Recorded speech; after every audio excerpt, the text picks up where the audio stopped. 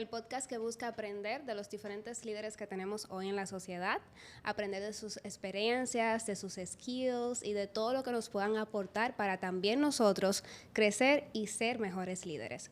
Hoy tenemos una persona sumamente especial que yo aprecio muchísimo y que desde la primera consulta que tuve me sentí no en una consulta de nutrición, sino como una consulta 360, porque tú te sientes con ella como en una terapia. Ella irradia luz, irradia amor y estoy feliz de que esté aquí compartiendo con nosotros porque sé que le vamos a sacar provecho. Bienvenida, María. Gracias, Patti. Para mí también es un honor estar aquí. Como te he dicho, le tengo un poquito de temor a las cámaras, pero mi propósito es más grande que mi miedo. Entonces, que el propósito nos mueva, ¿verdad? A romper barreras. Sí, porque también aquí hay un poco de nervios, porque como te comentaba antes de la entrevista, una de las cosas que nos pone así como nerviosos cuando estamos haciendo este tipo de cosas, no solamente son las cámaras, sino que lo que hacemos nos gusta, nos drena y esa visión y ese proyecto que uno tiene como que lo pone más emocionante y esos son los nervios también, que entonces como que se combinan. Sí, completamente. ¿Qué era lo que decías del post que estabas leyendo? Leí hace poco que una persona dijo, mira, cuando tu corazón esté palpitando muy rápido porque tengas nervios o tengas miedo, piensa que no es por miedo, o sea, no te critiques, no cuestiones como si fuese algo negativo, sino que piensa que es tu niña interior aplaudiendo algo que vas a lograr. Y así le cambiamos completamente la perspectiva. Sí. Es como que los nervios están, pero ¿quién dijo que tiene que ser algo malo? Sí. Puede ser algo malo, pero también tiene algo bueno. Entonces, sí. Miremoslo desde diferentes perspectivas. Entonces, ahora cuando ustedes tengan sus nervios también, porque verdad, a todos nos pasa, ustedes imaginan su niña interior haciendo así, lo vas a lograr. ¡Yay! Bien, entonces quiero iniciar con una pregunta un poco cliché, pero que a mí me encanta. Generalmente la utilizo cuando estoy haciendo asesorías para saber por qué haces lo que haces y qué haces. Ok, bueno, primero, ¿a qué me dedico? Yo soy profesional en dietética y nutrición y me dedico a acompañar a las personas en su proceso de salud, sea cual sea su necesidad actual. Y junto con esto, pues identificamos muchas necesidades que de pronto no son las prioridades con las que una persona viene a consulta. Entonces, básicamente eso, yo me siento con el paciente, me dedico el tiempo completo de consulta, 1 hora, a veces se me va el tiempo. Termino con una agenda llenísima porque se me va 1 hora y media incluso, detallándole al paciente, su estado de salud. Porque previo a que el paciente llegue a mi consultorio, hago todo un levantamiento de análisis de sangre, de composición corporal, un formulario completo para yo saber con quién voy a sentarme a hablar. Entonces me siento, le explico cada cosa, identificamos las necesidades y yo le explico el plan que va a desarrollar de ahí en adelante. Okay. Básicamente eso se pudiera resumir como una consulta de nutrición, pero como bien tú lo dijiste, no es solamente nutrición, no es solamente qué vas a comer, sino cómo vas a simplificar la salud bajo el lenguaje sostenible de tu actualidad.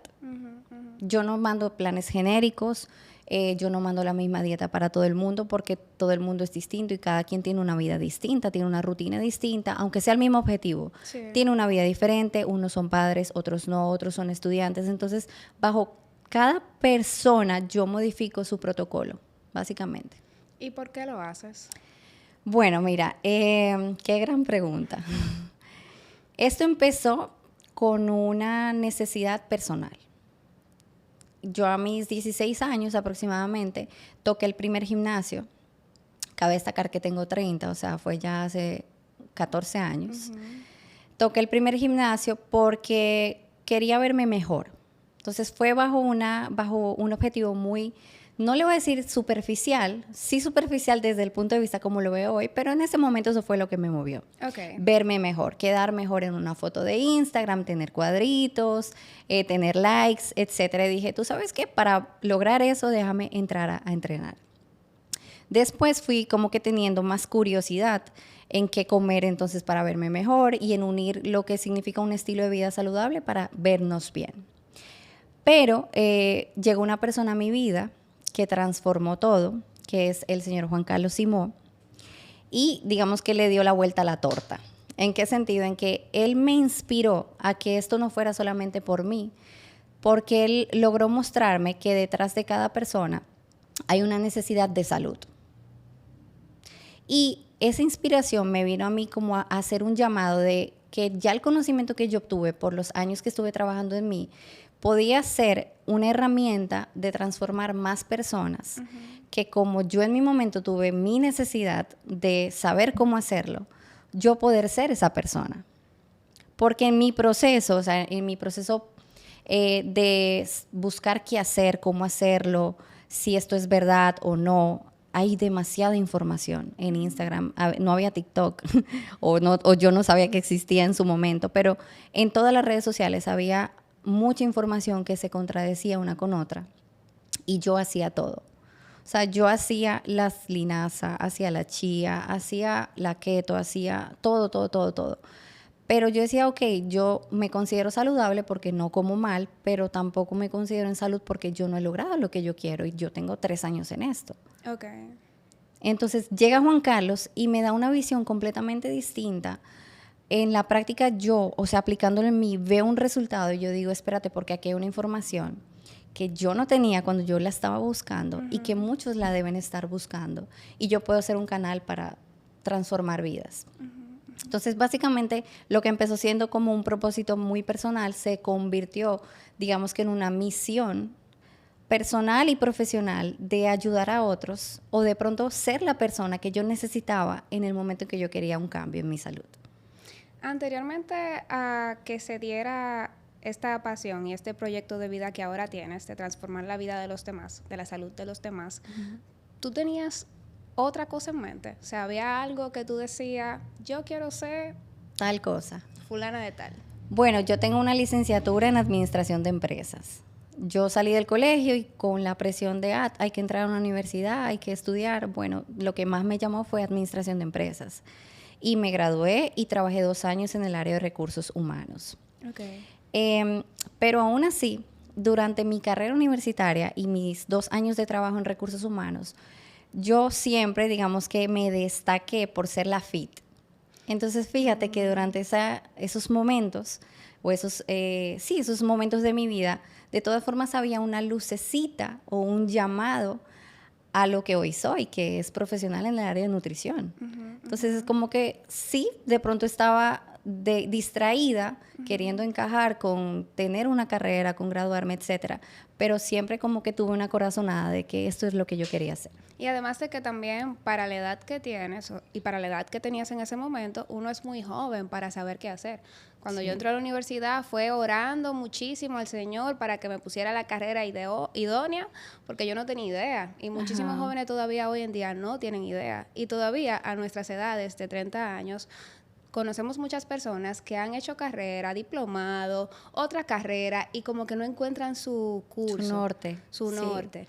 O sea, que poderlo encontrar de la manera que lo hiciste es valioso. Claro. Muy valioso. No, y una cosa importante, Patti, es que nunca es tarde.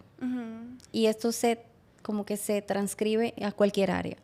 Nunca es tarde para tú pararte y decir, mira, yo de pronto no estudié o me gradué de la carrera que yo no quería, pero entonces, ¿qué es lo que quiero ahora? Y eso aplica en todo, aplica en tu vida personal, tu vida profesional, tu salud. O sea, nunca es tarde. Sí, una de las cosas que yo le digo a una amiga que tengo, que ha pasado por de todo y sigue buscando su norte, es que a mí me enorgullece muchísimo porque ella no se conforma. Ella no se conforma con el trabajo, con esta área, ella sigue buscando. Y eso está bien, porque al final una persona que sigue buscando su norte, está siguiendo como ese propósito con el cual conectar realmente, y llevar algo no solamente por trabajar y listo o por cumplir al día a día, sino como por encontrar mi proyecto. Claro. Que todos entiendo que tenemos algún tipo de llamado. Sí, y quisiera agregar a eso que dices, Patti, algo importante, que es que nunca dejamos de aprender. O sea, yo me considero una eterna estudiante, una eterna aprendiz, porque te puedo decir que sé mucho de mi área, pero hay mucha gente que sabe más que yo, y es por eso que yo me rijo, de no, como que saber que siempre puedo dar un poquito más y en la cuestión de aprender, siempre hay un espacio de aprendizaje, sea profesional, sea personal, sea interpersonal, etcétera. Súper. Entonces vamos a hablar un poquito de tu trayectoria. Cuando llega el señor Simón a tu vida, tú empiezas a trabajar con él, cómo luego vas escalando y cómo te vas desarrollando en esa área. Ok, mira, es chistoso porque él era mi cliente. Yo trabajaba en una empresa de recursos humanos que le proveía el servicio del departamento como tal a Human, que es su empresa. Entonces, él llega comentando que necesita 2 posiciones. Una vacante de asistente de consulta y una vacante de servicio al cliente. Pero ¿qué pasa? Antes de que llegara Juan Carlos, yo hice todo mi análisis porque era mi cliente, tenía que conocer a qué se dedicaba, cuáles eran sus necesidades, etcétera. ¿Qué sucede? Cuando yo estudio el perfil de Juan Carlos, me pongo a investigar quién es, porque yo no tenía ni idea quién era Juan Carlos antes de... Yo digo, pero es allá donde yo quiero trabajar. O sea, esa corazonada ya no fue una corazonada, fue como que todo el cuerpo me dijo, ese es el lugar. Y yo dije, ok, ¿cómo lo hago de una manera profesional? Porque no quiero que se vea como que yo tuve una ventaja sobre las otras postulantes a la posición. ¿Y cómo lo voy a manejar con mi jefa? Sí. Es como que, mira, me voy a ir con el cliente. Fue retador, pero le agradezco mucho a ella porque cuando ella me escuchó me dijo, mira, yo no te voy a cortar las alas. Yo voy a hacer el proceso completo, como se hace, de reclutamiento de personal y al final tú vas a entrar a la entrevista, vas a explicarle lo que tú quieres y él te va a escuchar y que sea lo que sea. Y así fue. Al final yo entré y él me dijo como que él ya había terminado sus entrevistas, ya se iba a ir y entonces yo ahí me siento como una niña a explicarle con este señor así de fuerte, yo toda chiquitica, señor, yo quiero trabajar en su empresa porque a mí me gusta mucho la nutrición. De hecho, él ya como que habíamos interactuado un poquito, él me había explicado algunas cosas, me había cuestionado, etcétera. Y él me dice, ¿cuál posición quieres tú? Ahí yo me quedé fría, yo quedé mala, porque yo dije, no sé, o sea, yo quiero trabajar allá, eso es lo que más quiero. ¿Cómo? Como te entiendas. Exacto, lo que sea, pero lléveme. Y él me dijo, ¿te interesa la nutrición o te interesa el servicio al cliente? Pues tú sabes la respuesta que yo le di. Y empecé a trabajar con él, se hizo todo el papeleo y arranqué como asistente de consultas. Eso era fuera del consultorio. Yo era solamente la persona que administrativamente yo aplicaba todo mi proceso administrativo. Yo empecé a corregir todo el proceso, que de hecho no existía un proceso, empecé a crearlo desde cero y pues gracias a mi carrera universitaria de administración de empresas pude crearle su proceso. Perfecto. Afinar ese proceso, mejorar el tiempo de respuesta al paciente, el tiempo de entrega de protocolos, etcétera. Y el señor Juan Carlos va viendo como que yo voy interesándome más y me da la oportunidad de entrar a su consultorio a escuchar como oyente. Y bueno, empiezo como oyente, empiezo a entrarme más en la parte de nutrición. Juan Carlos me regala un curso de nutrición, mi primer curso. Ahí yo me voy empapando un poquito más. Llega la pandemia. En la pandemia yo tuve que estar presente en todas las consultas porque él, al no ser tan tecnológico y todo era virtual, yo era la que creaba las conferencias, entraba, me aseguraba que el paciente se conectara, tomaba nota. O sea, yo me volví, digamos que, una gran profesional en el área de nutrición gracias a entrar como oyente a sus consultas, no por estudiar nutrición. Como pupila. Primero yo estuve en la práctica. Y luego que decidí dedicarme a eso, fue que yo dije, ok, yo necesito un título. Vamos a sacar el título. No te niego que obviamente la carrera me ha aportado mucho, pero lo que más me ha aportado, o sea, ese antes y después ha sido con Juan Carlos. Eso me recuerda a un podcast que yo estaba escuchando donde decía, tú aprendes mucho más a través de la escucha, de la experiencia con un experto que a través de las mismas clases que tú puedes tomar, porque tú no puedes comparar años de experiencia como tiene el señor Simón versus una clase que no es quitándole el peso, pero tenemos 30 años de este lado, con pacientes, con práctica constante, también sumamente actualizado, entonces tú aprendes muchísimo. Sí, y los resultados. O sea, yo ver cómo un paciente entraba a consulta y a los 2 meses ver el comparativo de analítica de sangre, yo decía, esta vaina funciona. O sea, aquí se está haciendo algo que funciona de verdad. Yo quiero entender por qué. Yo quiero entender la parte teórica de cómo funciona la glucosa, la insulina, etcétera. Y ahí fue que ya, pues sí, formalicé mi profesión y después di el salto de asistente a dietista. Ok. Ahí hubo un punto muy particular, saliéndonos de lo técnico, que fue que yo tenía mucho miedo para lanzarme a atender mi primer paciente.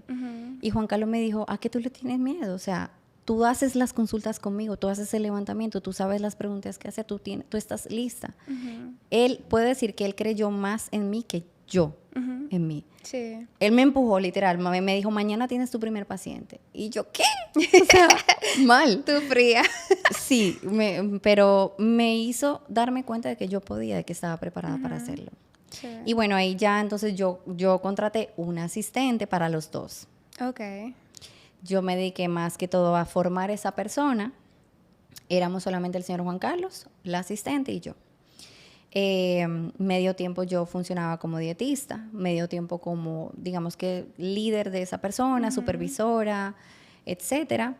Y por eso se mantuvo más o menos por un año y medio, hasta que el señor Juan Carlos abrió el centro de dietética funcional, porque todo lo que te estoy contando fue en Human, que era solamente gimnasio. El gimnasio. Con un consultorio chiquitico que compartíamos. Ese consultorio era oficina, era consultorio, era almacén, o De sea, todo. nos estaba quedando chiquito. Sí. Y nada, ya damos el salto como tal a dietética funcional y ahí es donde se abre una vacante de encargada del centro. La gerente en su momento dijo, pero no hay nadie más preparado, no hay nadie más con los conocimientos de cómo funciona esto que María Paula. Vamos a ponerla como encargada también. Sí. Vamos a formalizar su puesto como encargada. Y ahí es donde me formalizan un rol, una función de puesto, un equipo a cargo, porque ya no éramos solamente Juan Carlos y María Paula, éramos Juan Carlos, María Paula, Lía entró como dietista, el doctor Jackson entró como médico regente, entramos una pediatra, entonces ya eran 5 especialistas. Y la cosa se empezó a volver más compleja y pues al mismo ritmo de la complejidad que ameritaba, yo tuve que asumir 2 roles, el de encargada y el de dietista, con una responsabilidad tremenda, con la responsabilidad del centro, que tenía que estar bajo los estándares de presupuesto, cantidad de pacientes, servicio al cliente, etcétera, y no bajarle a mi tiempo de respuesta ni a mi crecimiento como dietista, como tal.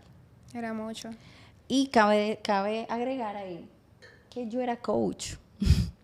Entrenadora. Entrenadora también. O sea, yo llegué a un momento, creo que fueron unos 8 meses, en que asumí esas 3 responsabilidades.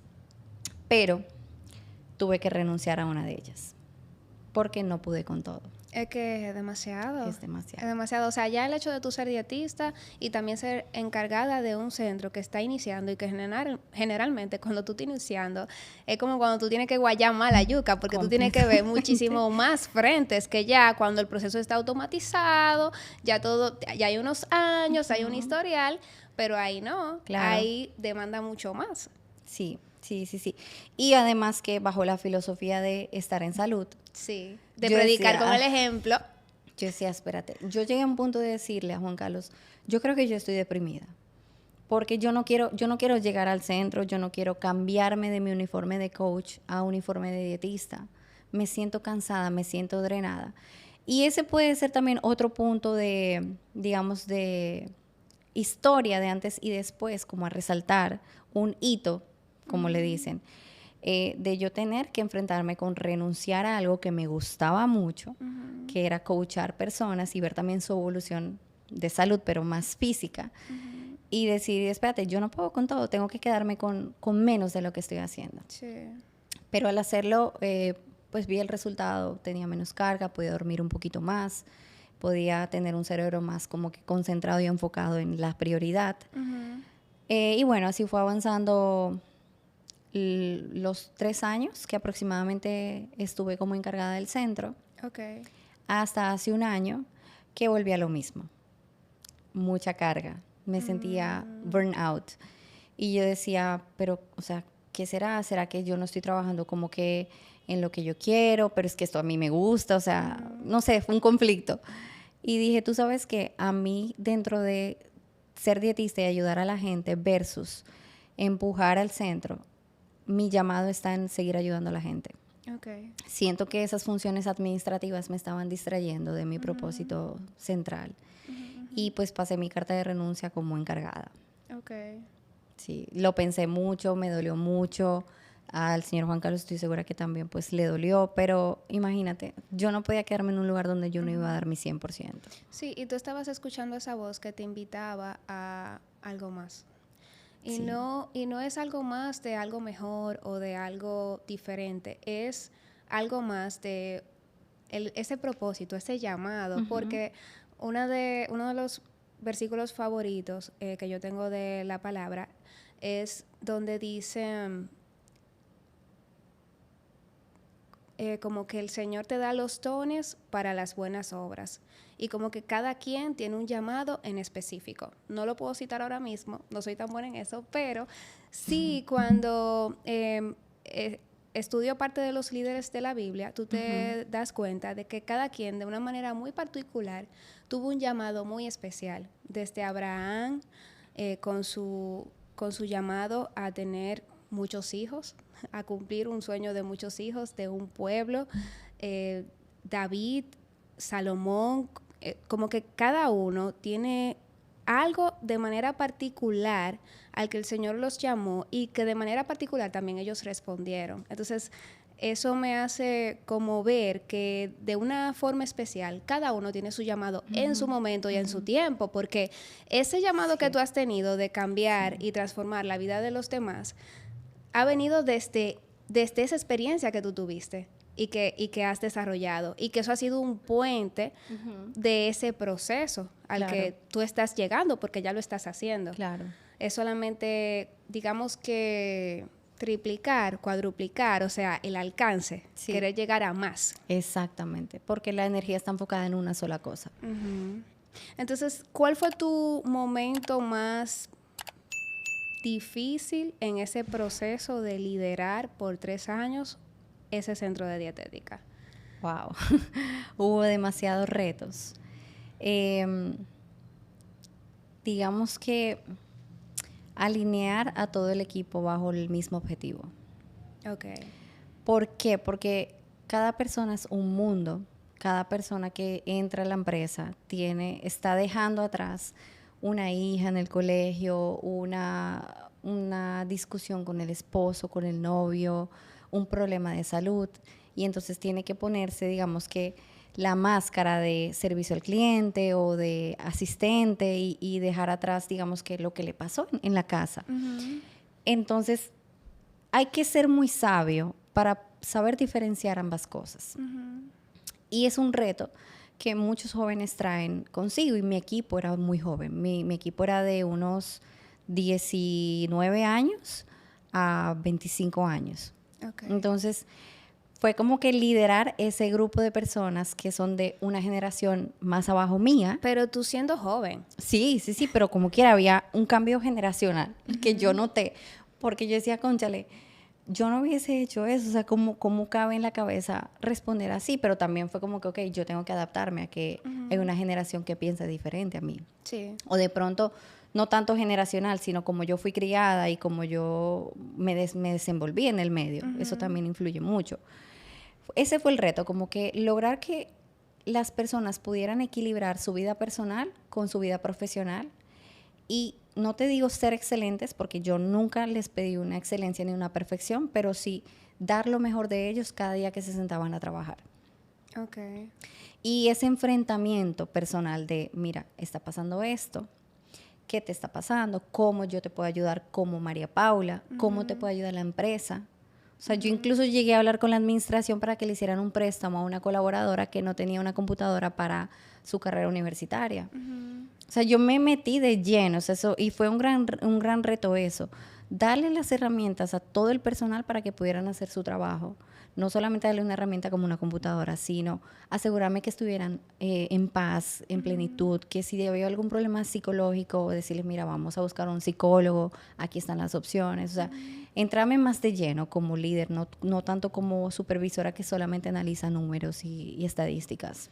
Una de las cosas por las cuales yo pensé en ti como invitada es porque el poco tiempo que duré conociéndote, yo dije, wow, pero es que ella tiene como unos dotes de liderazgo muy marcados, porque la forma en la que hablabas, lo transparente que eras y también cómo ponías cada cosa en su lugar. O sea, cosas, si alguien hablaba algo de alguien que no estaba ahí, tú venías de una vez y esa persona no está aquí, sí. Vamos mejor a hablar con esa persona cuando esté. Y yo decía como que, wow, yo tengo muchos años en diferentes áreas laborales y ese tipo de cosas y acciones yo no lo veo. Como que tú eres bien, tienes como ese valor como muy marcado, porque puede que a mí me moleste que eso esté pasando, pero no lo diga y me quede callado. O sea, no vaya como a levantar la mano y decir, hey, eso no se hace. Entonces, tener esa valentía que tú tenías y que tú demostrabas, y también como se manejaba el equipo contigo, es porque realmente tú te dedicabas a ellos. Claro, no, definitivamente, mira, es un reto que yo tengo. Yo tengo digamos que es una cualidad que juega en contra algunas veces y es demasiada empatía. Entonces, yo no solamente te podía juzgar, bueno, yo no soy nadie para juzgar, pero digamos calificar por un mal desempeño en números, si no conozco qué hay detrás de por qué no llegaste allí, la parte humana. Y la verdad, aunque es un reto y a veces puede jugar en mi contra, yo prefiero pecar por exceso de empatía que por falta de. Por falta, la palabra es por indiferencia. Okay. Porque la indiferencia es tenaz. O sea, yo saber que te está pasando algo y aún así jalarte y calificarte o etiquetarte como que hiciste mal el trabajo por X o Y, o sea, eso no va conmigo. Lo mío es más humano. Y puede ser que como líder, no sé, a algunas personas no le funcione, pero esa es mi forma de trabajar. Y me funcionó mucho. Yo obviamente después renuncié, pero no significa que no disfruté mi proceso. Sí, sí. De hecho, con todas las chicas que se mantienen allá, yo formé una relación, sé de su vida personal, a veces conversamos, yo le pregunto cómo están y fue muy bonito el tiempo que estuve allí. Sí. ¿Y cómo tú puedes, o cómo tú supiste diferenciar, o cómo puedes diferenciar entre, ok, soy María Paula, tu jefa profesional, tu supervisora, a soy María Paula, tu amiga? Porque como en el trabajo es donde más tu tiempo pasas, y con tus compañeros, con tus colaboradores, con quien tú realmente quieres que te den lo mejor para llegar a esa misión que tiene la empresa, tú tienes que tener esa empatía también para que sean parte de eso. Claro. Pero ¿en qué momento se hace una diferencia de la otra? Porque muchas veces tenemos compañeros, personas, como que no saben esa medida y cómo uno se puede desenvolver en eso. Sí. Mira, voy a empezar con una anécdota y después te voy a responder. Una ocasión yo estaba en la cocina y una persona quiso relajar conmigo. No nada malo, pero relajó. Yo me quedé callada y no, de verdad, yo no hice ninguna expresión facial. Fue como neutro, poker face. Y la gente se dio cuenta como que, mira, con ella no se puede relajar. Como que ella no es que no se pueda relajar, porque hay momentos para relajar. Pero estamos en la empresa, te estoy hablando de algo profesional. No me vengas a relajar. Entonces, yo digo que cada quien pone a cada persona en su sitio, no necesariamente con las palabras, a veces incluso con un silencio. Entonces, ahora sí voy con la respuesta. Yo ponía mis límites. Poner límites. Me da risa porque Lía, mi pareja, dice que yo doy boches muy finos. Que yo termino dándote un boche tremendo de una manera muy bonita. Eso de verdad es un don, porque yo no me doy cuenta. Yo no me pongo ¿cómo le voy a decir tal cosa? Pati? O lo aprendí en este libro que leí. Eso es como que yo te siento enfrente y te digo, mira, está pasando esto, yo entiendo tal cosa, pero yo necesito de ti tal cosa. Ahí marco el límite. Como que yo te puedo entender toda la parte personal, incluso te estoy ayudando como amiga, de pronto no amiga, sino, qué sé yo, empáticamente porque soy humano igual que tú, a que te sientas mejor para que lo hagas bien, pero de todas formas yo necesito que tú cumplas con esto, porque si no me cumples con esto, entonces no me funcionas como colaborador. E incluso es tan importante marcar ese límite porque los compañeros de esa persona te están observando a ti también como líder y están viendo qué vas a hacer con ese caso. Sí.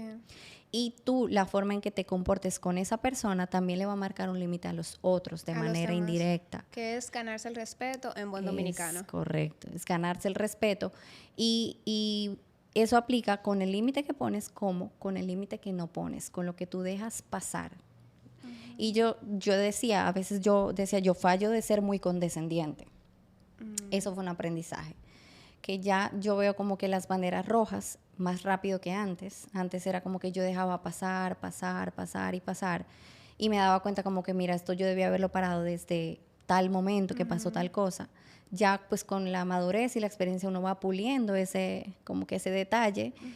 Pero yo digo que llega un punto límite también de tu ser condescendiente. O sea, si tú le llamaste la atención a una persona una vez, 2 veces, 3 veces, ya una cuarta vez el que tiene el error eres tú, no la otra persona. Sí. Entonces, básicamente yo me regía con eso, no llevando un registro exacto de cuántas faltas ha tenido cada persona, sino que también como parte de intuición. Ok. María, cuéntanos qué hacer cuando queremos cambiar y no podemos. Ya para entrar un poco y aprovecharte como dietista. Okay. ¿Qué podemos hacer los que queremos hacer algo y no podemos? O sea, yo tengo compañeros que quieren rebajar, que quieren apuntarse en el gimnasio, que quieren entrenar, que saben que tienen que hacer algo con su vida, pero no dan el paso. Okay. Y tú le buscas el nutricionista, tú le buscas el gimnasio, tú le dices, ven, vamos conmigo, y no dan el paso. Mira, eso es muy retador porque yo como dietista también he regalado consultas a un montón de personas. O sea, que te digo, ven a mi consultorio, no te va a cobrar nada. Y no funciona así. O sea, por tú querer que otra persona dé el paso, no lo va a dar. Lastimosamente, y Juan Carlos me lo repetía, creo que es bíblico, dice la salvación es individual. Entonces, de Elías aprendí mucho el sembrar semillas y dar el ejemplo. Sembrar semillas ¿en qué aspecto? En tu poder recomendarle tal persona, recomendarle tal libro, enviarle tal video que tuviste que creíste que le iba a ayudar a esa persona, pero llega un punto en que no se puede forzar. O sea, incluso con los mismos pacientes. Si la persona no va a dar el paso y no está convencida, es un tema de convicción, de dar el paso, no va a funcionar. ¿Y cómo viene ese tema de convicción? Porque, por ejemplo, en mi caso, a mí de manera particular siempre me ha gustado mucho el tema de la salud, pero es porque yo entendí que la salud me hace mejor persona, me hace más productiva, me hace cuidar mi templo, o sea, como que una cosa me lleva a la otra. Claro. Y eso me ayuda mucho al control de esas comidas rápidas, de esos pecados, de la dulces, fritura, etcétera, bebida alcohólica. Ajá. Bueno, mira, yo digo que la convicción a veces es innata, como en mi caso, fíjate que yo desde mis 15 años dije, déjame tocar esta puerta, fue más curiosidad, fue algo como muy natural. Y pues otras veces es probando de a poquitos. Es, ok, yo voy a hacer este pequeño esfuerzo por probar esto y ese retorno, ese feedback de que, mira, me siento mejor comiendo tal cosa o no comiendo la otra, te da ya como que la información suficiente para tú decir, esto funciona. Esto funciona y déjame aumentarle el nivel de intensidad. Y así es como yo trabajo con muchos pacientes. Hay pacientes que no están dispuestos a hacer los cambios que ameritan. Digamos que yo siempre le digo, el 100% de tus cambios se ve de tal manera, pero no vamos a empezar a apostar por ese 100%. Y les hago una metáfora de una escalera. Imagínate que tu mejor versión está en el último escalón de un camino de, no sé, 100 escalones. Pero hoy tú tienes que preocuparte por un solo escalón que es el que tienes enfrente. y repitiendo escalón por escalón, día tras día, ese buen hábito, poquito a poquito te vas a ir acercando a la meta. E incluso hay una frase muy, muy bonita, no sé de quién es, pero dice, busca progresión, no perfección. Y creo que hace sentido con lo que estás diciendo. Hay mucha gente que cuando quiere iniciar cree que lo tiene que hacer todo perfecto. Sí. Que si no lo hace perfecto, mejor no lo hace. Exacto. Y lo perfecto es enemigo de lo bueno. Por tú querer apuntarle a la perfección, te desorientas y te distraes de algo muy bueno que puedes hacer.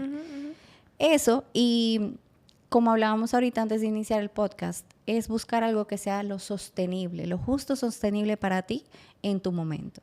De pronto no apostar por entrenar 4 o 5 veces a la semana. Si puedes un día entrenar o 2, está perfecto en este momento para ti. Y otro punto importante es cuál es tu prioridad. La gente no le da la prioridad a la salud hasta que tiene algún evento de salud. Hasta que lamentablemente. se enferma. Sí. O sea, como te decía, puede ser innato, como también puede ser hasta el momento en que la salud le pasa una factura bastante cara y dice, ya no es una opción, es una necesidad. Es una necesidad. Exactamente. Yo creo que viene esa parte de que hasta que tú caes en el hoyo, pero también está el tema de educarse. La educación es sumamente importante porque muchas veces lo hacemos por ignorancia. Que café con azúcar, eso no es nada. Que me compré este producto que tiene como 10 ingredientes, eso no es nada. Que uno frito con salami, eso es un plato típico dominicano.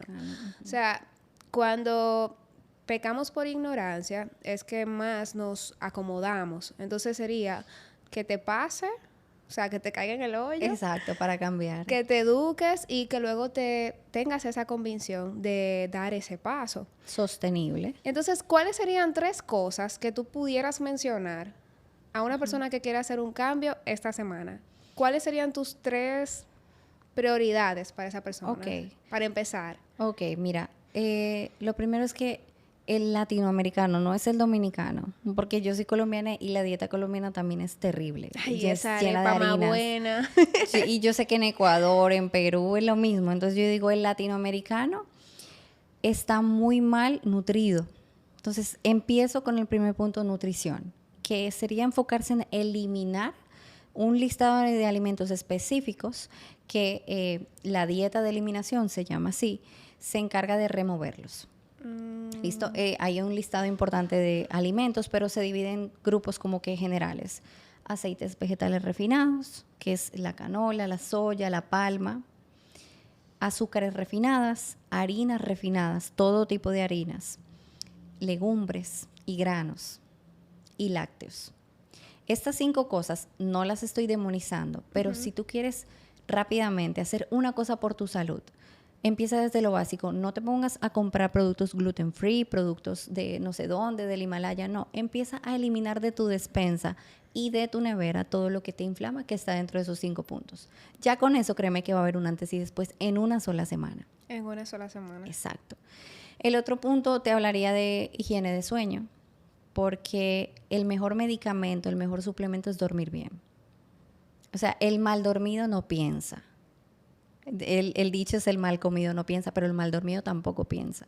El que no duerme bien al otro día se levanta irritado, cansado, ansioso, y el comportamiento de esa persona que no durmió bien se acerca más hacia las decisiones rápidas, automáticas, y no a las decisiones como que conscientes de qué estoy haciendo y por qué lo estoy haciendo. Entonces, mejorar la higiene de sueño, que puede ser tan sencillo como acostarte a dormir 1 hora antes, dejar de ver el teléfono media hora antes de irte a dormir, en vez de ver el celular y apagarlo de Instagram a la almohada, coge un libro o practica el journaling. El journaling es súper chulo.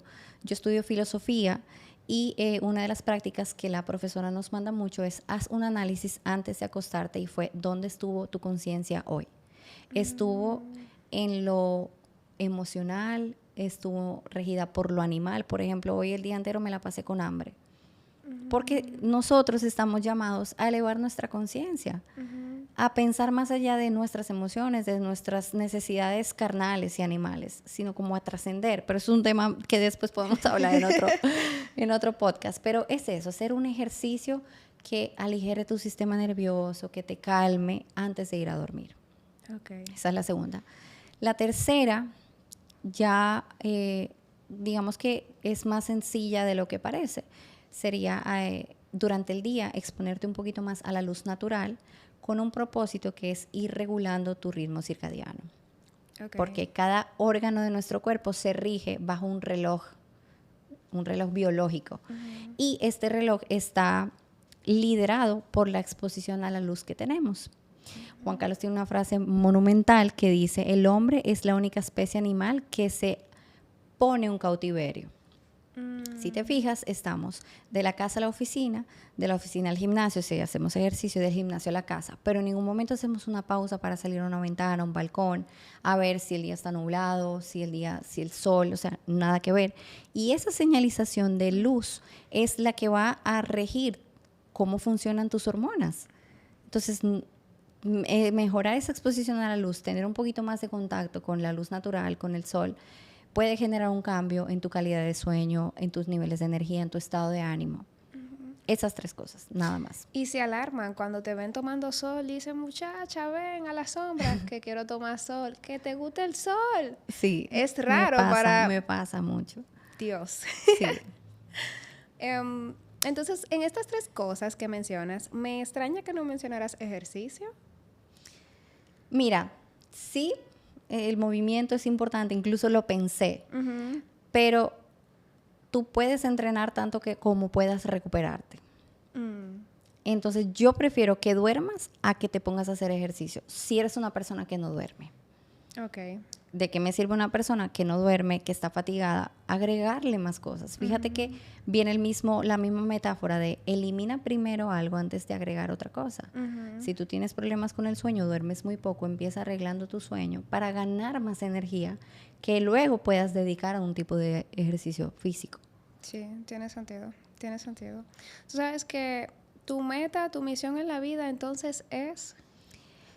En resumidas cuentas, y bien aplatanado, uh-huh, es ser la persona que yo necesitaba ser cuando quería simplificar mi salud.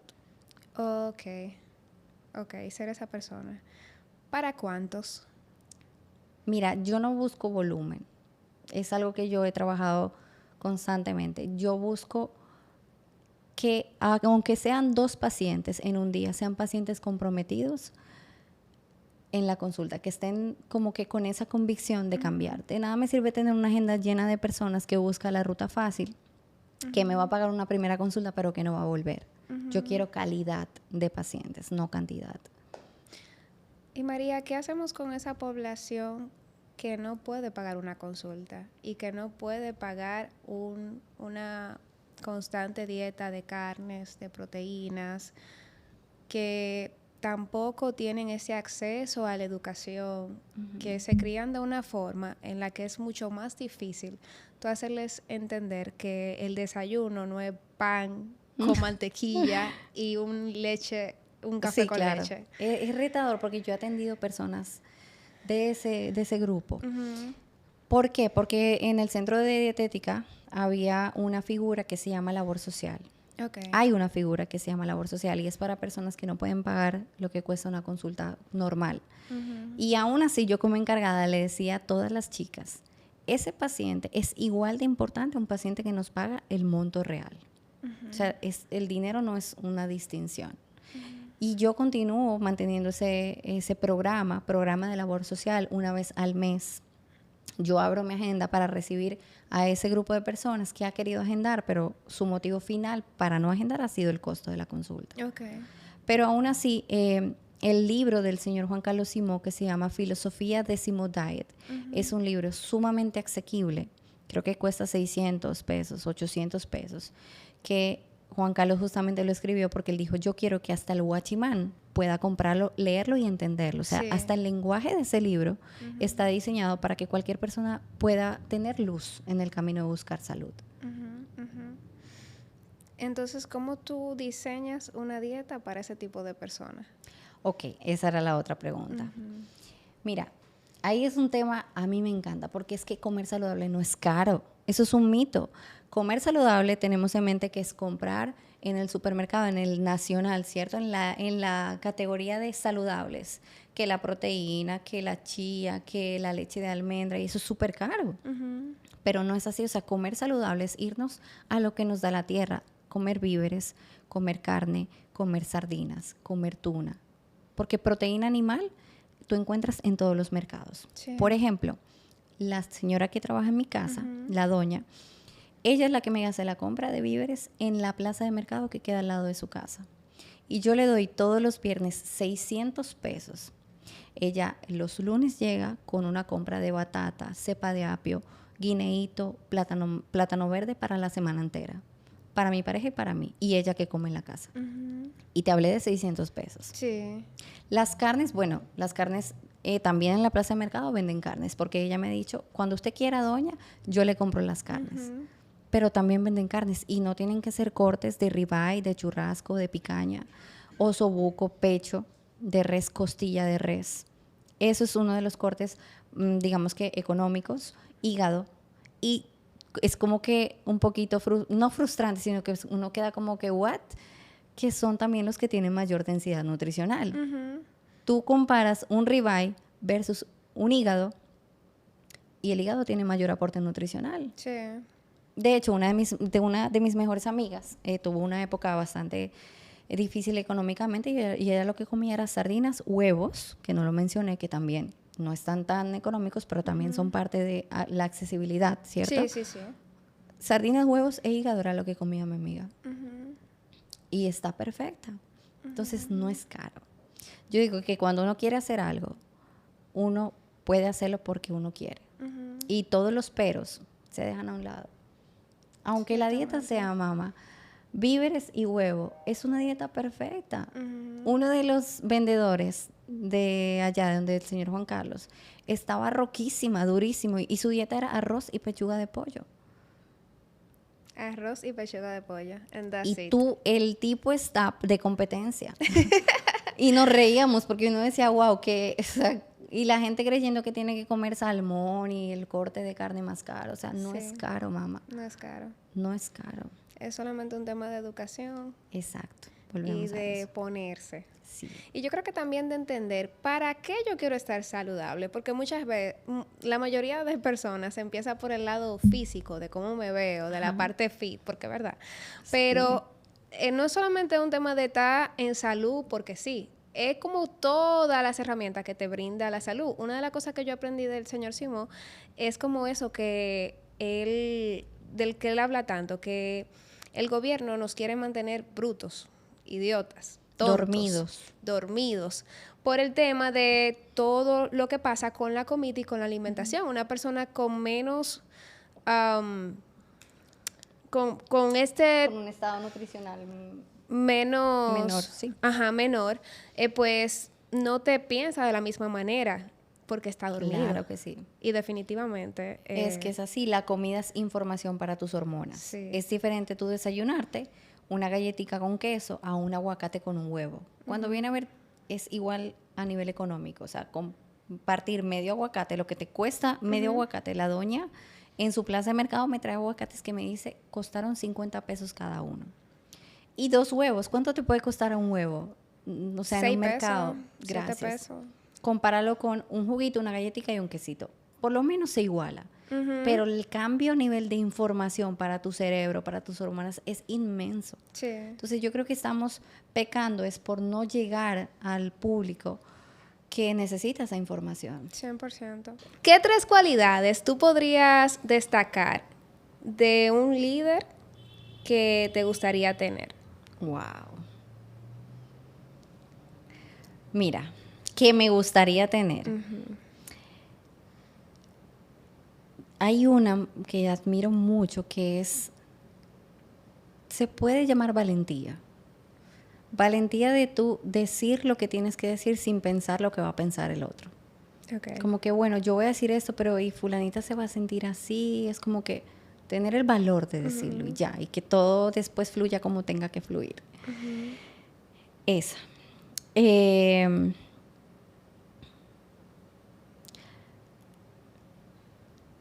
Va de la mano de una comunicación más directa.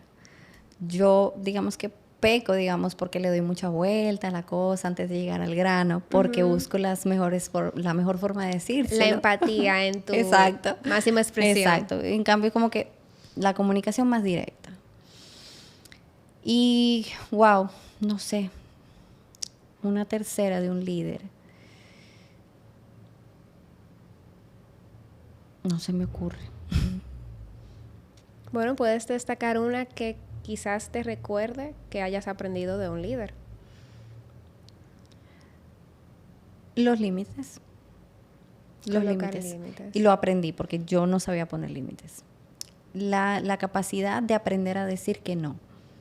No importa qué, pero si es no, es no. Y no darle tanta vuelta a la cosa. Simplemente no, es un límite, no se puede pasar de ahí.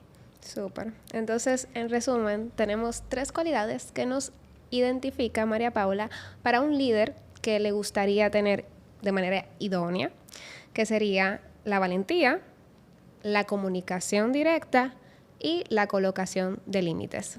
Es correcto. Pues María, muchas gracias por estar aquí. No, gracias a ti, Pati, por ¿Dónde te pensar en pueden mí. seguir? Bueno, en Instagram me pueden encontrar como María Pau Garzón. Garzón se escribe con G de gato y Z al final. María Pau Garzón. Por ahí me encuentro. ¿Y ahí qué podemos encontrar?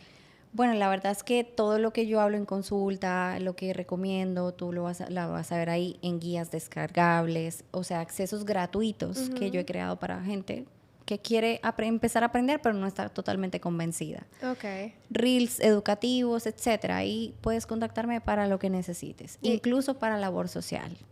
Y de una manera muy creativa, por cierto. En estos días yo Claro. estaba viendo un video de cómo lo puedo decir esto en cámara. Lo que pasa es que yo me dedico, que no lo hablamos, pero dentro del esquema de dietista, una de mis especializaciones y la que más amo es la salud intestinal. Ajá. Y hablamos mucho de pupú. Entonces, toda mi comunicación tiene que ser muy creativa porque la pupú es un tabú. A la gente le da vergüenza hablar de pupú. Sí. Entonces, yo he logrado hacerla rosadita, que si la pupú de tal forma y de otra, como Que para hablan aterrizarlo. como personajes. Claro. Ahorita está sacando María una película de pupús. Bueno, sí le pierdo el miedo a las cámaras cuando viene a ver. Pero sí, Pues, un gusto, Pati. Ya saben dónde Venir. seguirla. Hasta la próxima. Hasta la próxima. Gracias.